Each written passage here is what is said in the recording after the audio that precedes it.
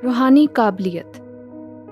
कलीसिया में अहम रहनुमाओं का चुनाव करते हुए हमें कलाम में दर्ज काबिलियतों को संजीदगी से लेना चाहिए। मैं ज़िक्रिया अमीर हूँ।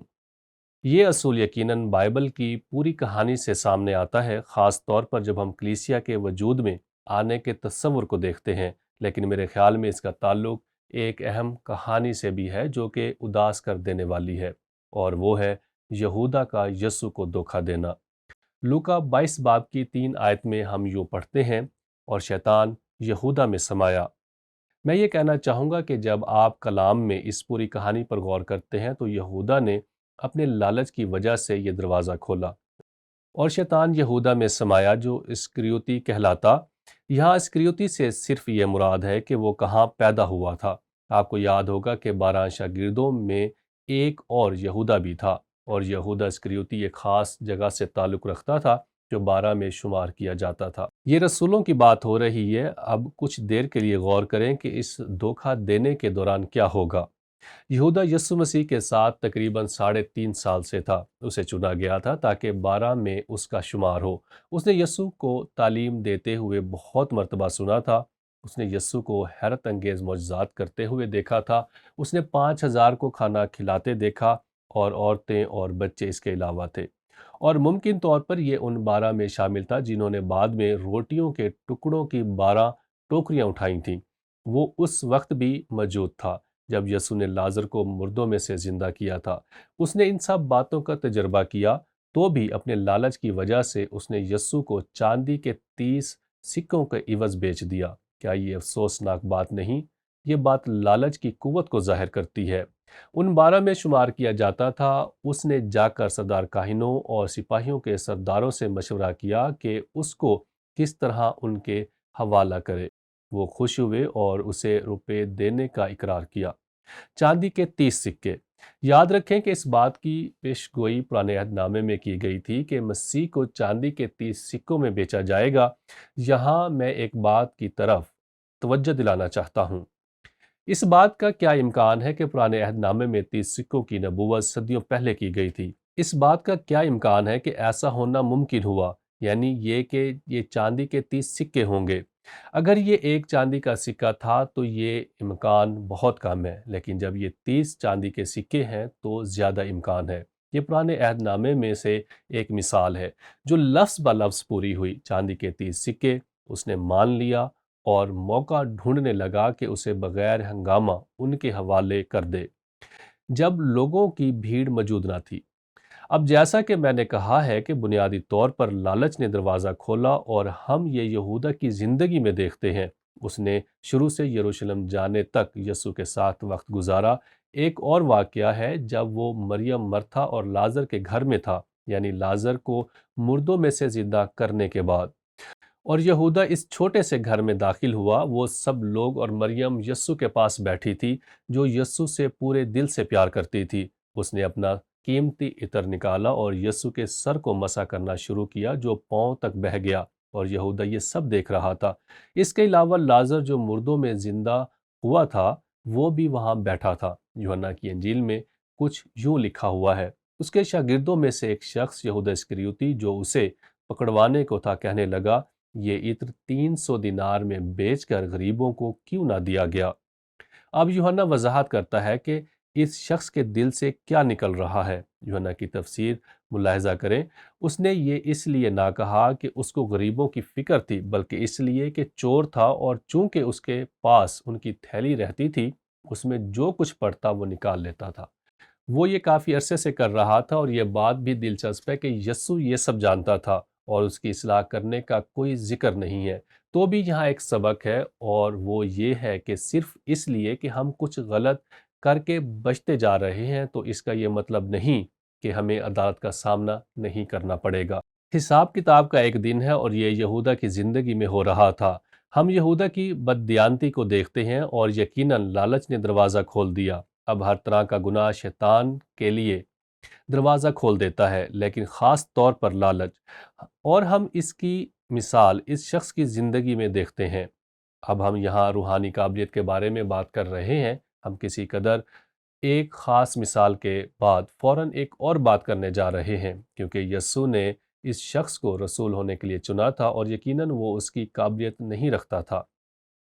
در حقیقت جب یسوع نے رسولوں کو چنا تو ان میں سے کوئی بھی روحانی رہنما ہونے کی قابلیت نہیں رکھتا تھا۔ اس لیے میں دوبارہ سے اس اصول کو دہرانا چاہوں گا تاکہ ہماری بات کا تسلسل برقرار رہے۔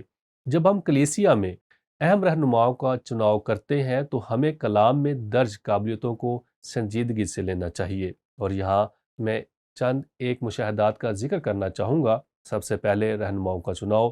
یسوع نے یہودا کا چناؤ کر کے غلطی نہیں کی تھی، یہ اس کے الہی مقصد کو پورا کرنے کے لیے ضروری تھا۔ وہ آغاز سے ہی جانتا تھا کہ یہودا اسے دھوکہ دے گا، اس لیے ہم یہ نقطہ یہاں بیان نہیں کر رہے، بلکہ ہم یہ نقطہ بیان کر رہے ہیں کہ خدا نے ہمیں ذمہ داری دی ہے کہ ہم اچھا انتخاب کریں جب روحانی قیادت کے چناؤ کی بات ہو۔ دوسرا مشاہدہ ہے کہ بنیادی طور پر یہودا اپنے چناؤ کا خود ذمہ دار تھا۔ ہم اس کے چناؤ کے لیے خدا کو الزام نہیں دے سکتے، وہ اپنی پسندیدگی کا خود ذمہ دار تھا۔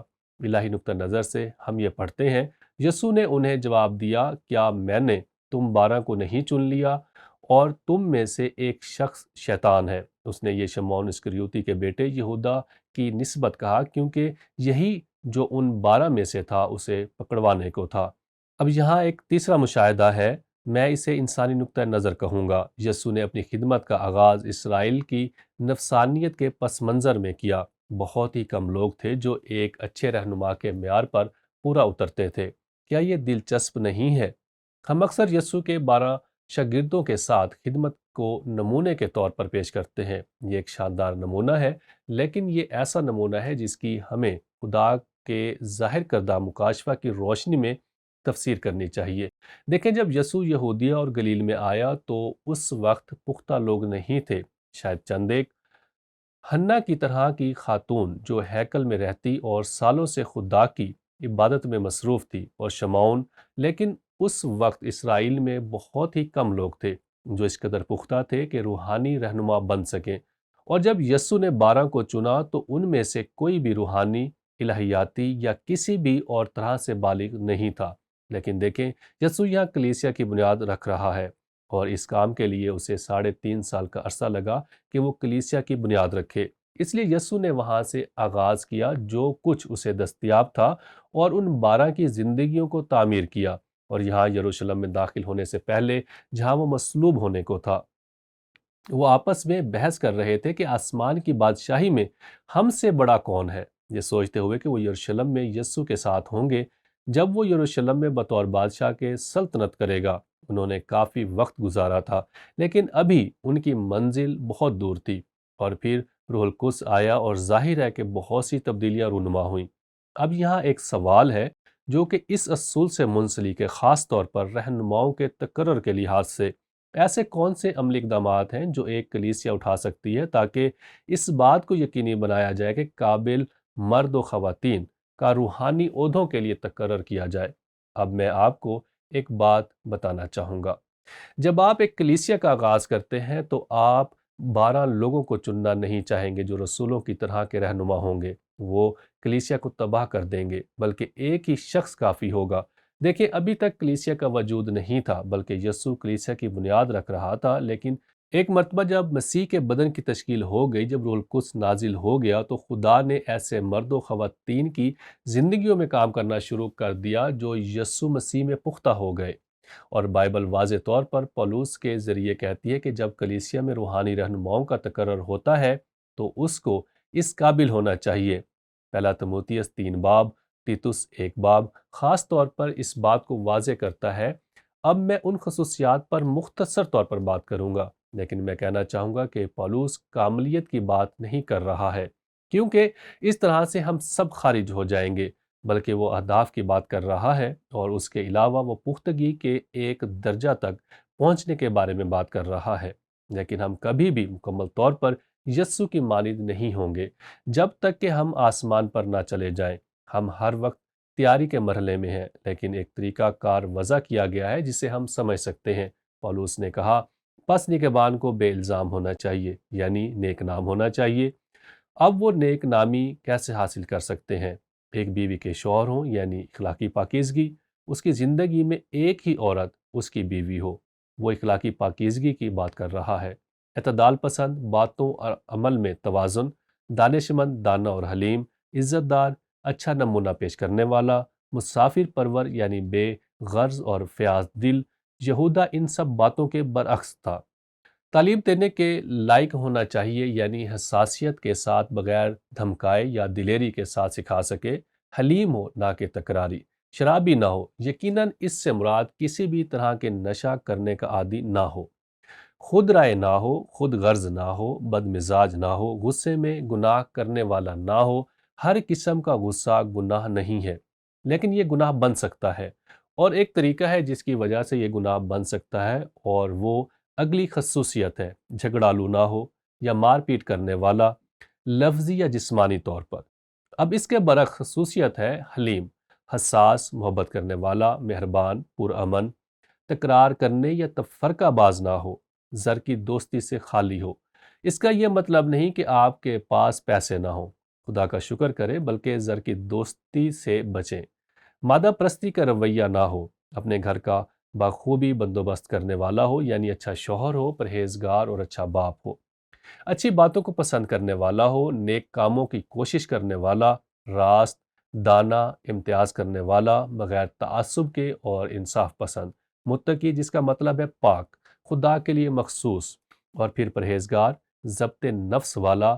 اب یہ کافی زیادہ خصوصیات ہیں، یہ وہ اہداف ہیں جو ہر مرد اور ہر عورت کو رکھنے چاہیے، کیونکہ نئے عہد نامہ میں خواتین کے لیے بھی یہی اہداف ہیں۔ اب اس قسم کے افراد اسی وقت بن سکتے ہیں جب کوئی شخص نئے سرے سے پیدا ہوتا ہے، یعنی مسیح کو جاننا، پختہ ہونا اور مل کر بڑھنا۔ جیسا کہ پولس کہتا ہے کہ جب تک ہم سب مسیح کے قد کے اندازہ تک نہ پہنچ جائیں، یہی وہ اہداف ہیں۔ لیکن جب ہم کلیسیا میں روحانی رہنماؤں کا تقرر کرتے ہیں تو پولس اس بات کو واضح کر دیتا ہے کہ ہمارا یہ معیار ہونا چاہیے۔ مجھے یاد ہے جب میں پہلی مرتبہ کلیسیائیں قائم کرنے میں شامل ہوا، کیونکہ میں کافی سالوں سے کلیسیائیں قائم کرنے میں شامل رہا ہوں، اور پہلی کلیسیا میں مجھے یاد ہے میں نے چند لوگوں کو دعوت دی کہ وہ بائبل سٹڈی کے لیے آئیں۔ تقریباً 25 مرد آئے، اور میں نے سوچا ایک اچھا مطالعہ ان 20 خوبیوں سے شروع کرنا ہوگا، اور پھر ہم نے آغاز کیا۔ ہم نے ان خصوصیات پر 20 ہفتے صرف کیے، لیکن میں نے یہ واضح کر دیا اور کہا، بھائیوں، یہ محض روحانی رہنماؤں کے لیے تقاضا نہیں ہے، یہ ہم سب کے لیے تقاضا ہے کہ ہم خدا پرست شوہر ہوں، خدا پرست باپ ہوں، اور ایسے مرد ہوں جو یسوع کو منعکس کریں۔ اور یہ ایک شاندار تجربہ تھا، اور اس گروہ میں وہ سب مرد ایماندار تھے، اور اسی گروہ میں سے اس مطالعہ کے باعث ہمارے پہلے روحانی رہنما سامنے آئے جو کلیسیا کے روحانی رہنما بن گئے۔ اس لیے میں اس اصول کو یسوع کے نمونہ کی روشنی میں دہرانا چاہوں گا۔ ہاں، یہ ایک شاندار نمونہ ہے، لیکن اس نے وہاں سے شروع کیا جہاں وہ تھا۔ وہ ہم سے نہیں کہہ رہا جو کہ پاسبان اور رہنما ہیں کہ تم میری طرح 12 شاگرد چنو، ایسے مرد جو روحانی یا الہیاتی طور پر کچھ نہیں جانتے، بلکہ وہ یہ کہہ رہا ہے کہ شاگردیت میں تربیت کا ایسا پروگرام شروع کرو تاکہ روحانی طور پر پختہ مرد اور خواتین پیدا ہوں، اور اس میں کئی سال لگ سکتے ہیں، لیکن ایک مرتبہ جب خدا کا روح آ جاتا ہے تو آپ نئے سرے سے پیدا ہوتے ہیں اور آپ کا کلام سکھایا جاتا ہے۔ یوں ایسے مرد و خواتین کی روحانی ترقی زیادہ اور تیزی سے ہو سکتی ہے جو یسوع مسیح کو منعکس کرتے ہیں۔ اس لیے آئیں اس اصول کو یاد رکھیں، کلیسیا میں اہم رہنماؤں کا چناؤ کرتے ہوئے ہمیں کلام میں درج قابلیتوں کو سنجیدگی سے لینا چاہیے۔